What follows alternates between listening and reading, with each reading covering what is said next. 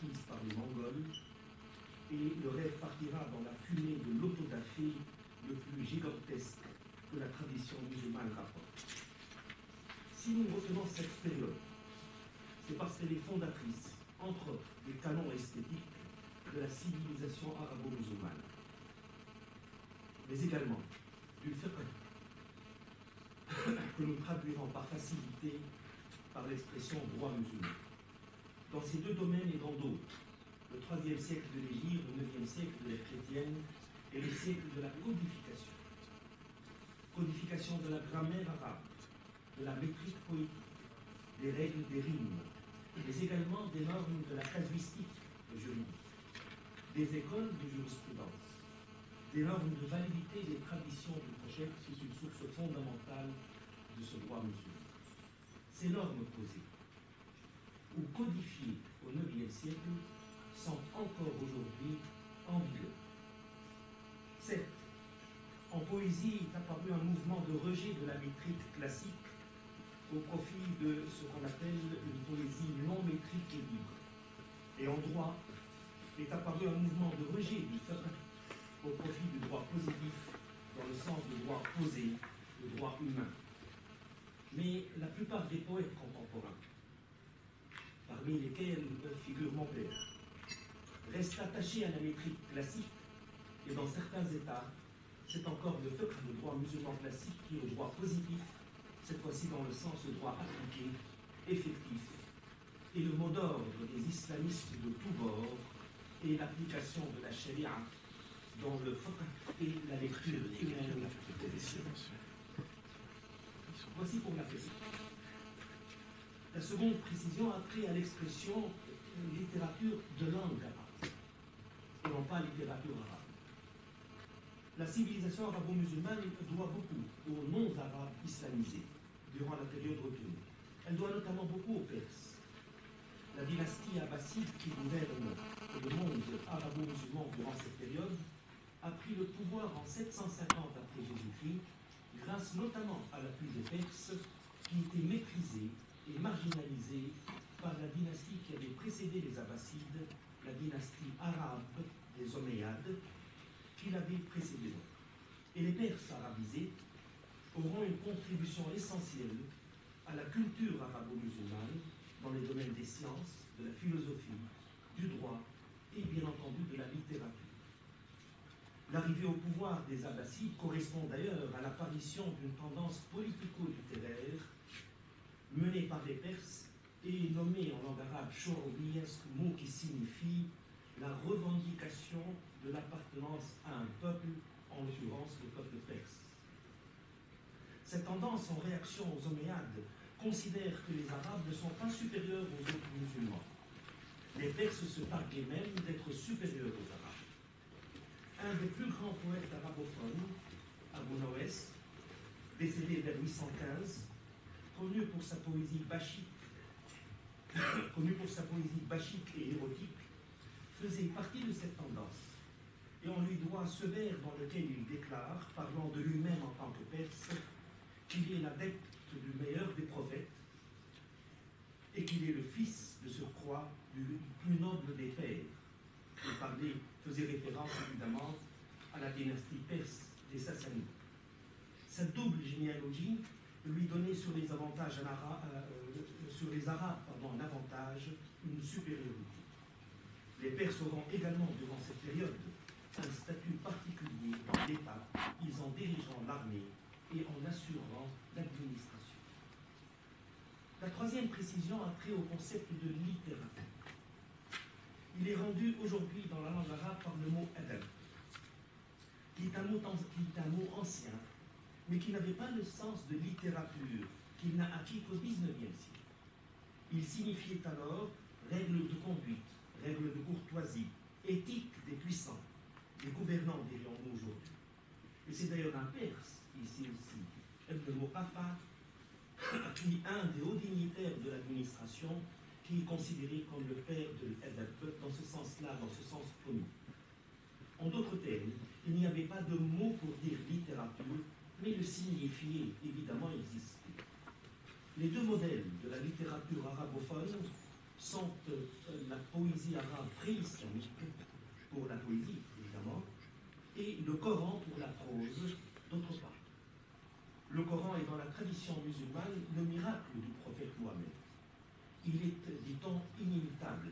Et le Coran lui-même l'affirme dans un de ses versets, je le cite, dit « Même si les hommes et les djinns s'unissaient pour produire quelque chose de semblable à ce Coran, ils ne sauraient produire rien de semblable, même s'ils se soutenaient les uns les autres. » La prose arabophone est structurée en genres. Le récit, les contes et légendes, les fables, mais le genre le plus élevé est incontestablement ce qu'on appelle les séances, maqamet. Ce sont des courts récits de fiction ou reproduisant des discussions littéraires ou philosophiques écrits en prose rimée, sajak, sur le modèle du style coranique. Ibn al-Muqaffa, dont nous parlions, est aussi l'un des premiers traducteurs d'œuvres persanes et indiennes vers l'arabe. On lui doit Kalila wa Dimna, une traduction et une adaptation des fables de Big Pie indienne, qui inspirera plus tard quelques-unes des fables de La Fontaine. Sous la forme voilée de la fable, les deux héros des chacals, nommés Kalila et Dimna, rapportent au long de 18 chapitres des anecdotes, relatent des intrigues de la cour, donnent des conseils et édictent des règles de conduite. Les Mille et une nuits, d'origine persane et indienne également, et le titre même de contes et légendes. Et parmi les maqamets les plus célèbres, on cite le livre des Avars de Jahez, les maqamets, qui consiste en 37 discussions philosophiques et littéraires classées en nuit.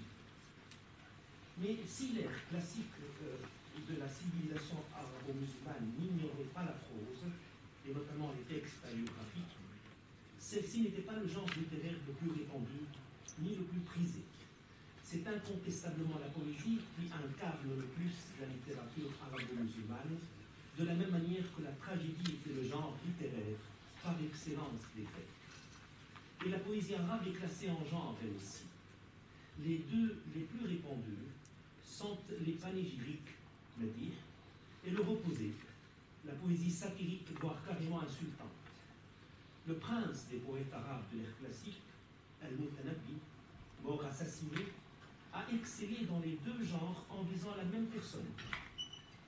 Abu Misk Kaifour, qui est un eunuque originaire de la Libye, au service de souverains d'Égypte, et qui a été son protecteur et qui l'a ensuite renié. Et à son adresse, notre poète a ces mots doux, je le cite, « N'achète l'esclave qu'avec le bâton pour le battre ». Il parlait de son protecteur. D'ailleurs, ce nom, El-Mutanabbi, est en fait un surnom qui signifie celui qui se dit prophète. Il lui fut adjoint quand il avait à peine 17 ans, quand il écrivit des textes qu'il disait être des versets coraniques, ce que beaucoup avaient cru vrai. Ce sont évidemment ces deux genres qui concernent le plus le droit. Mais d'autres existent. La complainte contre la fuite du temps, l'éloge de soi, l'élégie funèbre, la poésie amoureuse, courtoise ou érotique, la poésie bachique, les poèmes sur l'amitié, les poèmes ascétiques et les poèmes sur la chasse. En tout état de cause, qu'elle soit en vers ou en prose, la littérature arabe classique, arabophone classique, était comme toute littérature une écriture de soi. Non pas dans le sens d'une autobiographie particulière, mais entendue comme discours sur l'identité collective, comme conscience de soi. Elle constitue aujourd'hui un patrimoine culturel, un touraf, comme on dit. À la différence de l'histoire, le patrimoine culturel n'est pas nécessairement fidèle au passé. C'est une lecture du passé dont la fonction est de le légitimer, d'en donner une image glorieuse. C'est ce qui du passé reste vivant dans notre mémoire et alimente encore aujourd'hui notre identité. Et le droit est une partie de cette identité collective, une partie de cette écriture de soi. Il importe donc de voir comment cette littérature classique le concevait et comment elle l'exprimait. Nous n'alors dirons pas notre exposé de plus de citations qu'il est nécessaire, Citer des vers ou des textes en langue arabe n'aurait pas de sens, et les traduire serait les trahir, ou en tout cas occulter leur beauté littéraire. L'important est de saisir la perception qu'ont du droit les auteurs arabophones classiques et qu'ils expriment dans leur poésie ou dans leur prose. Perception encore vivace aujourd'hui, entretenue entre autres précisément par ce patrimoine culturel. Et cette perception me semble à la fois être une et multiple. On peut d'ailleurs l'exprimer par cette formule très chrétienne, 1 en 3. Le 1 d'abord, l'unité. Le droit est dans la littérature arabo-musulmane indissociable de la personne. La littérature nous livre une conception volontariste du droit, que celui-ci soit l'expression de la volonté divine ou humaine, celle du calife, du prince, du roi. Le droit n'est jamais présenté comme l'acte d'une volonté collective, ni même d'un collège, mais toujours associé à la singularité d'une personne. Plus même que l'expression de la volonté du souverain, le droit est la traduction de son être, de ce que cet être a de singulier. Il n'y a donc pas de concept autonome du droit. Et en cela, le concept de droit dans la littérature ne fait que reproduire, de manière esthétique, la réalité. En d'autres termes, le droit dans la fiction n'est pas une fiction. Elle nous dit bien la vérité du droit. Ce volontarisme juridique doit être distingué du volontarisme juridique moderne. Il doit évidemment être distingué du volontarisme juridique démocratique, qui suppose la représentation, mais il doit également être distingué du volontarisme juridique associé à l'absolutisme, inauguré notamment par Thomas Hobbes. Le droit jouit dans la conception hobbesienne d'une autonomie relative, malgré tout. Il est la volonté du souverain, certes, mais de sa volonté en tant que souverain, en tant qu'être universel et rationnel.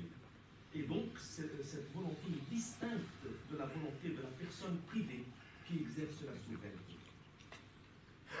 De la personne prise dans son individualité, dans sa singularité.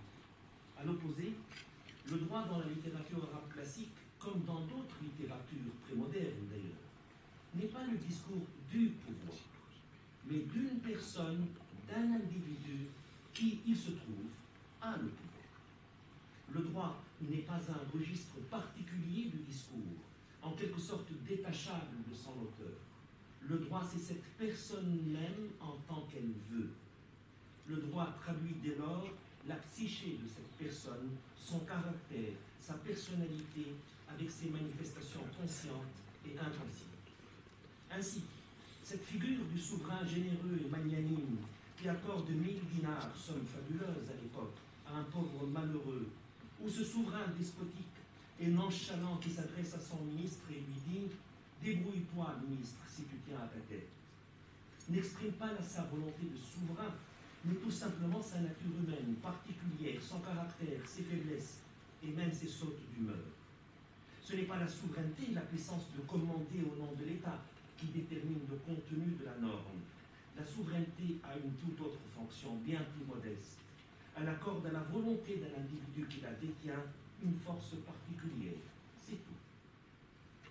La personne ne se dissout pas dans la fonction, au contraire, c'est la fonction qui est mise au service de la personne. Cela correspond à une figure prémoderne du droit exprimée par la formule « Vos désirs sont des ordres ». Et ils sont des ordres même quand ils sont en désordre. On ne peut trouver meilleur exemple de cela que le conte des Mille et une nuits. Au centre du conte, une décision juridique, une condamnation à mort. Mais on voit bien qu'il s'agit plus de la réaction d'un mari trompé que de la décision politique d'un souverain. En effet, le sultan Shahriyar, en représailles à la suite de l'infidélité de son épouse, la condamne à mort. Et afin d'être certain de ne plus être trompé, il décide de faire exécuter chaque matin la femme qui aura refusé la vie. C'est pourtant du droit. Plus près de nous, en Tunisie, le pouvoir de Ben Ali de son clan fonctionnait exactement comme cela les 10 dernières années de son vie. Des décrets de déclassement du domaine public archéologique étaient pris. Les terrains étaient ensuite vendus à des prix dérisoires pour permettre à la famille de construire à Carthage ou à Sidi ou Saïd. Et ces lettrés, c'était aussi du droit. Cette perception du droit comme reflet de la nature et expression de la volonté de celui qui détient le pouvoir est ce qui explique que l'un soit en même temps multiple. À la limite, il y a autant de droits que de caractères individuels, de détenteurs de la puissance. Mais à visiter la littérature arabophone classique, nous découvrons trois figures du droit. Le droit est tantôt présenté comme la volonté de Dieu, tantôt comme la volonté d'un sage, tantôt comme la volonté d'un despote. L'islam fait partie des religions qui représentent Dieu comme une personne. La parole divine, le Coran, participe de la divinité. Et la charia, ces versets du Coran qui indiquent la voie du salut et qui ordonnent aux croyants de la suivre, en respectant des commandements moraux ou juridiques, est une partie de la parole divine. Elle n'a aucune autonomie par rapport au reste du Coran. Et si la charia est juste, c'est parce que Dieu est juste. Plus, il est justice.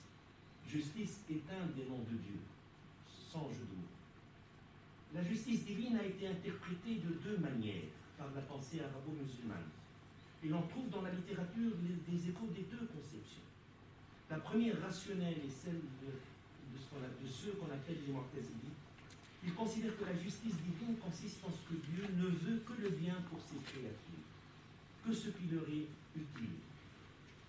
La deuxième lecture volontariste, celle qui représente l'orthodoxie sunnite aujourd'hui encore, est celle des Ash'arites. Ils considèrent que la justice divine est au-delà du bien et du mal. Ils considèrent que cette justice est hors de portée de la raison humaine. Le fondateur de cette tendance, Al-Ash'ari, qui est mort en 935 après Jésus-Christ, écrit « La volonté de Dieu est libre, et Dieu n'est lié à l'avance par aucune loi. Il n'y a pas d'ailleurs de loi qui précède les lois révélées. Les normes du bien et du mal ne sont pas à établir par la raison, mais c'est Dieu qui les fixe selon sa bonne volonté. » Plus tard, un autre théologien, Ibn Taymiyyah, le père spirituel de l'islamisme politique contemporain et même du djihadisme contemporain, écrit « Dieu a tout créé, les actes, le bien et le mal. Il fait ce qu'il veut et juge comme il veut. Il ne fait pas de distinction entre ce qui est utile et ce qui est dommageable. On ne peut dire qu'il agit injustement ou de manière non raisonnable. Quoi qu'il fasse, il est sage et juste. Ce qu'il interdit est mauvais. Et personne ne peut rien lui interdire. Il peut punir l'homme de bien et rétribuer l'incroyant ou l'hypocrite. » C'est cela aujourd'hui l'orthodoxie. On peut dans cette perspective comprendre les noms que Dieu s'attribue dans le Coran, dans leur diversité et leur apparente contradiction. Dieu se nomme tout à la fois le sage, le tout-puissant, l'imposant, celui qui domine, le dominateur, le fort, le robuste, le vengeur, celui qui peut nuire, et le clément, le miséricordieux, le pardonneur, plus, selon une formule linguistique, le pardonneur à l'excès, le doux, le très doux, l'affectueux. Le droit divin est donc à la fois le droit d'un Dieu sage et clément, mais également et en même temps le droit d'un Dieu vengeur et tout-puissant. La figure du roi maintenant, la figure du roi parfait et du droit parfait dans l'imaginaire arabo-musulman, hérité depuis des siècles de l'islam classique, n'exclut donc pas la figure du despote sage, non pas éclairé mais sage.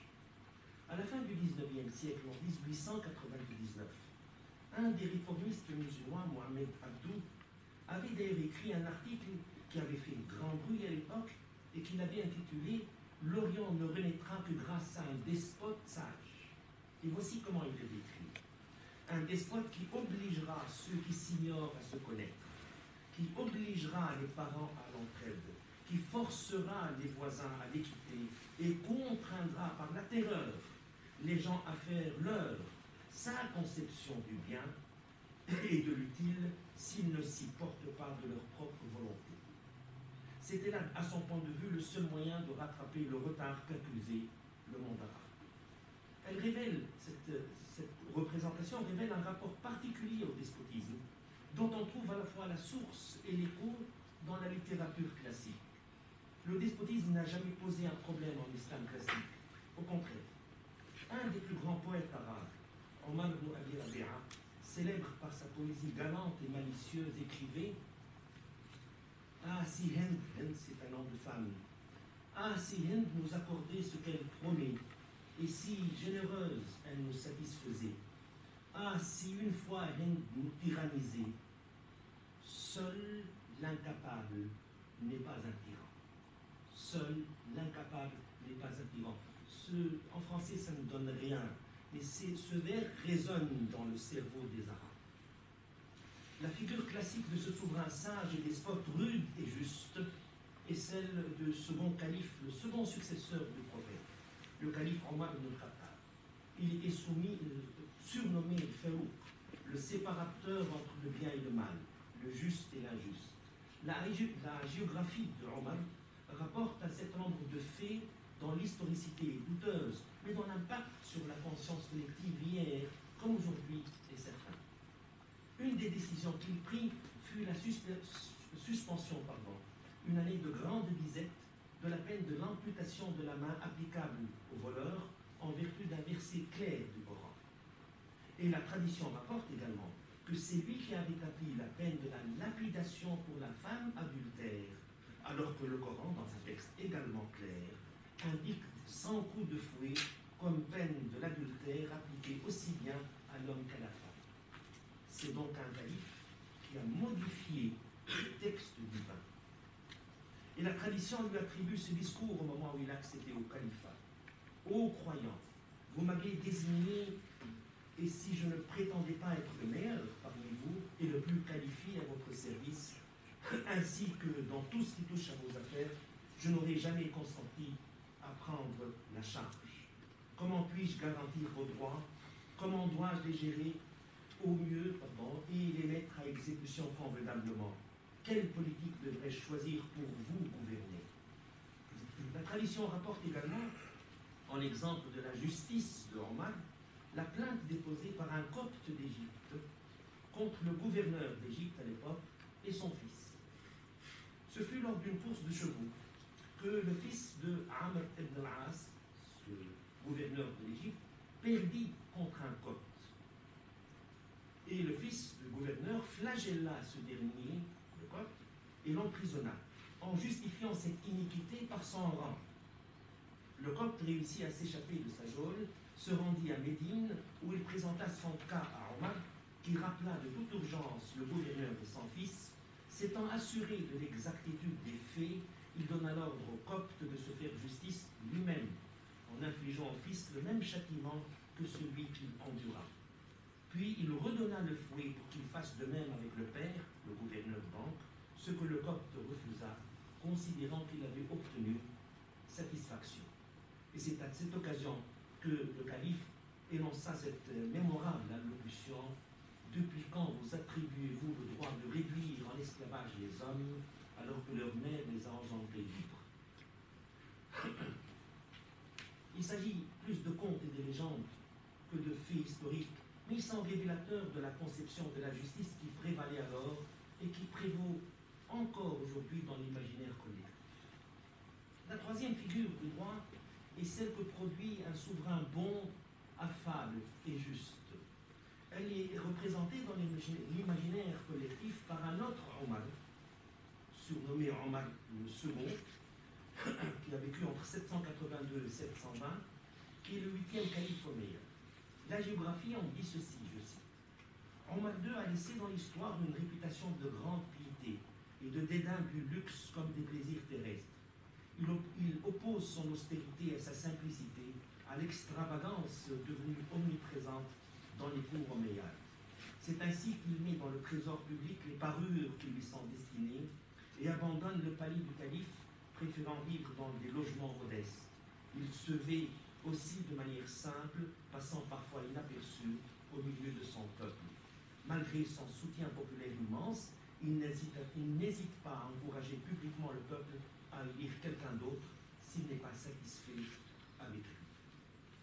Un poète, un courtisan, Koussaïr, reçu par le calife, rapporte ces discussions qu'il eut avec lui. Ô commandeur des croyants, m'autorises-tu à déclamer mon poème? Lui a-t-il répondu, et ne dit que la vérité. Je récitais alors, le poète qui parle, alors il va dire la vérité. Il n'y a entre l'est de la terre entière et l'ouest ni un arabe ni un non-arabe qui dénonce en criant « Commandeur des croyants, tu as été injuste envers moi en me dépouillant d'un dinar, d'un dirham. Ni que tu as porté la main sur un innocent, ni que tu as fait verser injustement sans sang, ne serait-ce que la valeur d'une saignée. Si les musulmans le pouvaient, ils se sépareraient de la moitié de leur vie pour toi, sans regret. » La vérité. Telles sont les trois figures du droit dans les littératures arabophones classiques. Cette littérature n'en a pas l'apanage. Les trois figures existent dans toutes les littératures prémodernes. Le problème n'est pas là. Le problème est que les sociétés musulmanes ont un rapport particulier avec leur patrimoine. Ils peuplent encore leurs rêves et conditionnent leur comportement. Nous ne vivons pas, je parle de nous, arabo-musulmans maintenant, nous ne vivons pas notre patrimoine comme du passé, mais comme constitutif de notre identité. D'ailleurs, le mot identité est rendu en langue arabe par le mot houïya, qui dérive du mot huwa, qui signifie lui. Pour dire identité, nous employons un mot qui signifie lui ou il. Le je est signifié par un il. Nous nous définissons par rapport à un tiers absent et pourtant omniprésent. Et cela n'est pas un hasard, car quand on analyse le discours sur l'identité, on se rend compte qu'il renvoie au patrimoine culturel, à ce touras. Et ici aussi une autre curiosité de langage. L'autodéfinition par un patrimoine est grammaticalement absurde, car on n'est pas un patrimoine, on a un patrimoine. Le résultat, on est que notre identité est constituée par le patrimoine que nous a légué un tiers absent. Nous ne nous définissons pas par nous-mêmes, mais par un autre. Et nous ne nous définissons pas parce que ce que nous sommes, mais par ce que nous avons hérité. Cette particularité donne à la représentation du droit et du pouvoir dans la littérature classique une importance également particulière. En tant que partie du patrimoine, cette représentation est encore active aujourd'hui et redoutablement efficace. Je vous remercie.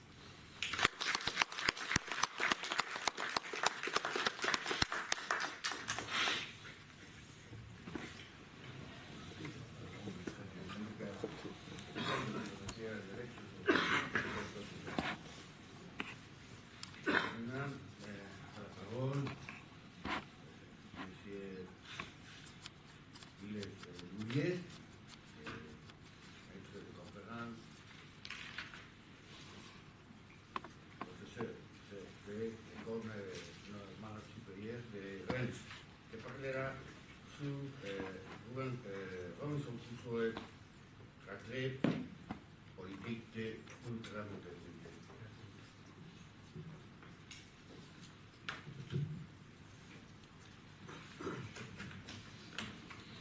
Bien, je vous remercie. Deux petites remarques préalables. Nous avons été tous témoins d'un événement à l'instant, un véritable événement qui a fait l'objet d'une attaque avec de pirates d'Internet, ce qui fait que mon intervention a disparu. Nous avons eu, en fait, je n'ai rien sur l'ordinateur. Vous avez une image d'un deuxième fichier qui est un fichier qui illustrait mon texte. C'est important, ça veut dire que probablement les hackers savaient ce que j'allais évoquer devant vous, car je vais évoquer devant vous ça, les pirates. Peut-être qu'ils ne voulaient pas trop que ce qui se pense sur la toile se révèle. Deuxième précision, ça ne va pas forcément être très apparent, mais je vais essayer de parler de Robinson Crusoe, des pirates, etc. Mais au fond, je ne vais faire que rebondir sur ce que Pascal évoquait, ce qui n'est pas aujourd'hui, grâce grâce notamment à la littérature, possible d'articuler une nouvelle ontologie du droit, dont j'estime qu'effectivement, probablement, son fondement le plus probable aujourd'hui, c'est la peau. Voilà. Bon, je pourrais m'arrêter là, mais je vais quand même continuer ma présentation. On peut peut-être commencer par une petite explication. Donc, Robinson Crusoe, qu'est-ce que ça signifie de la coller avec cet autre terme? Robinson Crusoe, donc c'est un roman que vous connaissez tous, Defoe, publié en 1719. Ça la peine de vous le raconter, vous le connaissez tous. Hein, cet homme échoué sur une île déserte, rencontre des sauvages, réinvente un monde. Dire que ça constitue un traité politique, ça évoque un genre un peu particulier, celui, bien sûr, de Spinoza. Traité politique qui est, je vous le rappelle, bien sûr, tout le monde oublie, un court sous-titre où l'on explique comment doit être organisée une société pour qu'elle ne dégénère pas en tyrannie et que la paix et la liberté des citoyens n'y éprouvent aucune atteinte. Voilà donc mon horizon. J'estime que Robinson Crusoe est un traité politique.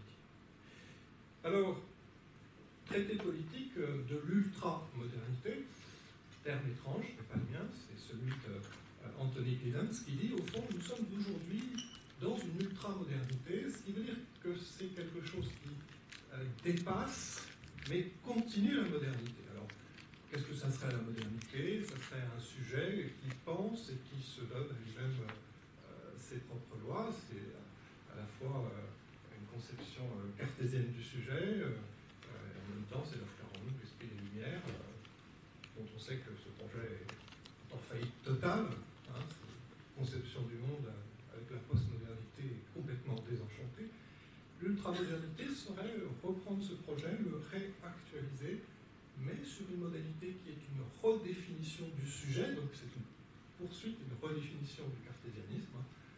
Quand, pour reprendre les termes d'une intervention de demain probablement, quand Lacan nous dit qu'il faut lire Descartes comme un cauchemar, peut-être qu'au fond, il faut lire Descartes comme le début d'un récit à réactualiser, et ce sujet qu'il faut réenchanter, c'est le sujet qui est lié à l'imaginaire. Nous sommes sujet de raison et d'imaginaire, et cette ultramodernité, cette politique à réinventer, c'est cette politique de l'imaginaire, si on veut réenchanter nos vies, nos façons de vivre. En ces moments d'élection, je pense que nous en concevez l'urgence, à tel point le discours politique est en tel ennui que l'ultramodernité, c'est un projet qui s'impose. Alors, je vais, sans voir ce que je vous expose, passer quand même 2 secondes à se demander, d'un point de vue un petit peu épistémologique, mais quand j'articule un tel discours, qu'est-ce que je fais? Je me place dans ce que les organisateurs du colloque aujourd'hui ont voulu, je me place dans l'espace de l'eau en littérature. Okay. Qu'est-ce que c'est que l'eau en littérature? Première définition classique, Wiesmann, c'est on regarde les œuvres de littérature auxquelles il y a des éléments de droit pour, au fond, par reflet, voir ce qu'il en est du droit et des représentations. Et une deuxième conception qui est très très forte chez nous juristes, c'est la littérature, c'est le droit comme littérature. C'est par exemple Dworkin, mais au fond, c'est dans le monde, sauf en France, le cœur de la pensée politique. Au cœur même du droit aujourd'hui, il y a un roman, puisqu'on considère que le droit est un roman. En France, on est quand même très très loin, mais on est de cette façon un petit peu décalé dans le monde de la pensée. Il y a peut-être une troisième définition de cet espace-là, de ce qu'on fait aujourd'hui. Moi, j'avais esquissé l'idée que ce qu'on fait aujourd'hui, c'est un pas de côté. Un pas de côté par rapport aux façons traditionnelles de réfléchir le droit. C'est justement parce que c'est inhabituel qu'on peut se permettre tout. Et alors, espace de la littérature, c'est le véritable endroit où on réfléchit sur le droit. J'organise à la Chambre de commerce internationale un colloque sur le contentieux pétrolier. Ça va n'avoir aucun intérêt, ne venez pas. En revanche, dans ce genre de choses, on peut commencer à réfléchir à ce qu'est le droit, à mon avis. Alors, voilà, qu'est-ce qu'on va faire? On va faire ce qu'on ne fait nulle part ailleurs. C'est bien dommage, parce que l'université, notamment la pensée sur le droit, vous savez, avec d'une part la théorie du droit et d'autre part la philosophie du droit, et d'un tel ennui qu'il me donne moi envie d'aller faire ce que Paul Nizan nous invitait à faire déjà il y a 50 ans, aller rire à la campagne. Parce qu'au fond, quand j'ai entendu ici même Michel Tropper nous parler d'un droit où il n'y avait plus aucun fait, plus de réel, plus d'homme, plus de peau, simplement de la logique, je me suis dit, mais il faut que j'ai quitté ça. Je suis allé rire à la campagne. Voilà. Bon. Alors, on va revenir à notre projet. Moi, je vous propose de réfléchir juste une petite chose. Je ne vais pas vous le lire, parce que je ne peux pas le lire, je ne l'ai pas là. Au fond, c'est simplement, on va essayer de réfléchir à ce que Merleau-Ponty évoque sur cette fait que la science n'habite pas le monde, n'habite plus le monde. Et qu'est-ce que serait une science qui habite le monde? Une science juridique, bien évidemment. Alors voilà, nous y sommes. Nous y sommes avec Robinson Crusoe. Qu'est-ce que c'est que Robinson Crusoe? C'est un roman où, au fond, on peut peut-être le résumer par trois types d'éléments. On a un premier élément qui est, au fond, Robinson lui-même. C'est très important pour la suite parce que Robinson, c'est l'auteur du roman. Le personnage du roman est l'auteur du roman, car vous savez, c'est un roman véridique. Il se présente ainsi lors de sa publication. L'auteur, c'est Robinson qui raconte son histoire, son naufrage. Voilà Robinson. Mais qu'est-ce que c'est que Robinson?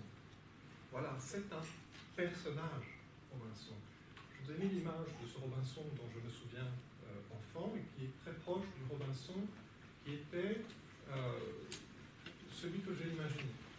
C'est un des nombreux films, c'est celui de Louis Bouvier, qui a fait Charles de Gaulle, qui a fait cet incroyable Robinson. C'est un personnage, vous vous en souvenez tous, vous avez tous vu Robinson, vous avez vu au cinéma, vous l'avez tous vu, et vous savez, quand par exemple, Proust dit sur la lecture, lorsque l'on lit, on se souvient du moment où on l'a lu, on se souvient du lieu, du fauteuil. Moi, je me souviens, je l'ai lu dans une maison qui était une maison d'enfance, qui était une maison de marin et d'armateur, je suis de Saint-Malo, et je me souviens de l'odeur du blé, c'était l'été, le blé chaud, et je souviens même l'odeur, pour être très véridique, de crottin de cheval qui donne un petit peu de piment aux herbes d'été. Je me souviens aussi que la maison n'est pas très loin de la plage et que je prenais le livre, je prenais les livres que ça m'a amené à lire ensuite, les livres de pirates, et j'allais à la plage, je continuais à lire, et c'était l'odeur chaude du sable d'été que moi j'ai associé à Robinson. Pourquoi cette petite chose, cette incorporation? Parce que je crois que là, avec cette image, on est au cœur de mystère à la fois de la littérature et au cœur du mystère du droit. C'est ce que George Steiner définit avec deux images. Il parle de, je le cite, cette énigme de la persona fictive. La personne fictive, personne de roman fictive, plus vivante, plus complexe que l'existence de son créateur et de son précepteur, le lecteur. Pour lui, c'est la question centrale, mais aussi la plus difficile de la poétique et de la psychologie. Alors, c'est vrai qu'il y a dans les personnages de roman un effet de présence, une vérité des personnages de la littérature, qui, pour certains, explique ce qu'est, en fait, ce que l'on appelle l'invention de l'humain. Je rappelle, Orpheus qui disait, au fond, Hamlet, c'est tout le monde et personne. C'est-à-dire que tous, nous sommes Hamlet, nous sommes Ulysse, nous sommes Robinson, c'est Poe qui disait qu'il était Robinson. Edgar Allan Poe. Il était dans ce mystère de ce que l'on appelle la présence, le mystère de la présence dans la littérature, dans le droit, notre propre présence au fond. Le deuxième élément qu'on va trouver au fond dans Robinson, c'est l'île.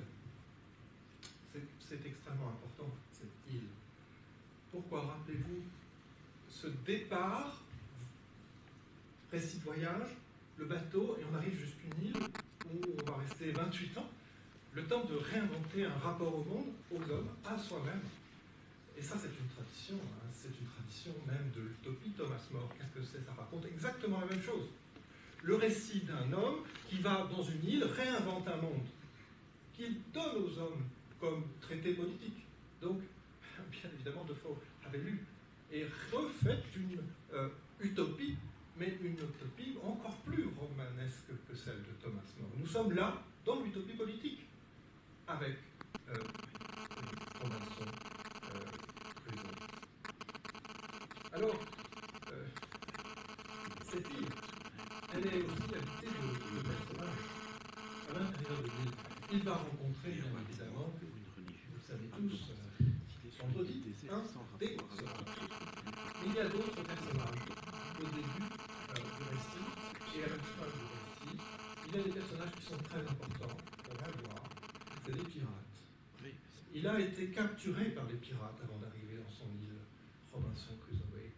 Il a passé 2 ans avec les pirates. Et au fond, il sera sauvé, il sortira de son île grâce à des pirates qu'il combattra d'ailleurs. Et derrière même les pirates, il y a le monde.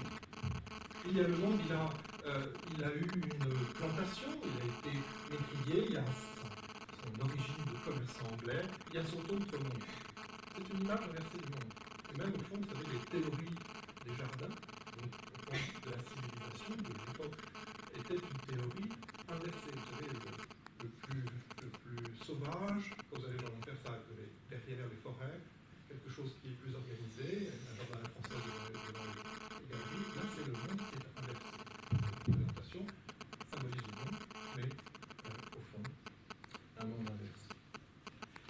Alors, qu'est-ce qu'il y a d'autre dans dans ce récit? Il y a le récit, c'est le troisième élément, un personnage, une île, un récit. Et ce récit, ce qui est extraordinaire, c'est que ce qui le caractérise, c'est à la fois l'extrême précision et son effet de vérité. Alors, la seule tradition, on fait un petit exemple ensemble, on prend n'importe où. Voilà, n'importe où, on fait un tour de magie. Voilà. Je ne puis dormir de la nuit. À mesure que je m'éloignais de la cause de ma terreur, mes craintes augmentaient, contrairement à toute loi des choses, surtout à la marche ordinaire de la peur chez les animaux. J'étais toujours si troublé de mes propres imaginations que tout ce récit, 28 ans dans une île, tout ce récit ne fonctionne que grâce à l'extrême précision des événements. Il n'est que dans des actions, dans des sentiments, quelque chose qui est trop plus près de lui. Et ça a fait de ce roman un des plus importants de l'histoire de la littérature anglaise. Et moi, je pense, comme d'autres, qu'avec la Bible hébraïque et Defoe, on a les 2 éléments constitutifs de la langue, et probablement de la langue anglaise. Plus que Shakespeare, très probablement. Alors, effet de vérité aussi, pourquoi? Parce que, comme on l'a vu dans la première page, ce récit est consubstantiel à l'idée de vérité. C'est Robinson Crusoe qui parle, qui écrit, et ça apparaît comme auteur. On peut remonter, si vous voulez, à la première page de la première édition. Vous l'avez. C'est bien indiqué dès la première page. La personne qui a été réellement naufragée vous raconte dans ce livre comment naufragée elle s'est mise à écrire ce livre. Bon, ça pose une chose, c'est un élément, bien sûr, dans l'histoire de la littérature qui me semble extrêmement important. Nous avons coincé l'ordinateur. Nous sommes coincés l'ordinateur. C'était trop beau. Il y a un élément là qui... il suffit peut-être de décliquer ou cliquer sur le fond et ça va aller. Alors, je vais continuer un petit peu avant d'être sauvé. J'espère qu'on va être sauvé parce qu'il m'est totalement impossible de continuer sans le truc, mais je pense qu'il suffit de cliquer n'importe où pour que les choses disparaissent. Voilà. Élément de vérité encore dans ce texte. Pourquoi? Parce que il y a quelque chose de tout à fait surprenant, c'est que tout fonctionne sur la vérité. On vous fait croire que c'est réel, et en fait c'est aussi réel. C'est-à-dire que Robinson Crusoe s'est inspiré d'une histoire vraie. C'est quelqu'un qui a eu exactement la même histoire, il n'a resté que 2 années. Et c'est une histoire vraie qui a été tout à fait connue dans les années 1710. Et Robinson Crusoe, tiens, c'est une histoire vraie mais intéressante, il va la prendre et il va la rendre romanesque et réelle. Mais il y a du réel dans l'histoire de Robinson Crusoe. On est entre le roman et le réel. Alors, voilà, on arrive au cœur de l'île, au cœur du roman, au cœur du mystère. C'est qu'en fait, derrière le roman de Robinson Crusoe, il y a un autre roman, un roman caché. Un roman caché qui, pour moi, est probablement l'un des événements de la théorie politique les plus importants de notre temps présent. Alors, de quel roman caché s'agit-il? Il s'agit d'un roman qui va paraître en 1729, qui a été écrit par le capitaine Johnson. C'est un roman qui a plusieurs titres. On le connaît en général par l'idée de l'histoire générale des plus fameux pirates. Alors, l'histoire générale des plus fameux pirates a été publiée en français assez récemment, en 2 tomes. Ça a été un événement, puisque depuis sa publication, l'ensemble, écoutez-moi bien, l'ensemble des historiens, mais aussi l'ensemble des politistes qui s'intéressent à l'histoire des pirates, ont étudié l'histoire des pirates à travers le document du capitaine Johnson, qui est considéré encore aujourd'hui comme le document le plus fiable sur les pirates. Alors, c'est quand même extrêmement intéressant. Donc, jusqu'aux années 1980, les cours à l'université sur l'histoire de la piraterie dans les Caraïbes étaient basés 100% sur ce livre. J'irai un peu plus loin. Les juristes et politistes qui se sont intéressés à la figure des pirates se sont tous aussi référés au même livre, à tel point qu'il y a quelque chose de tout à fait surprenant, puisque nous avons au cœur même des ouvrages de notre sympathique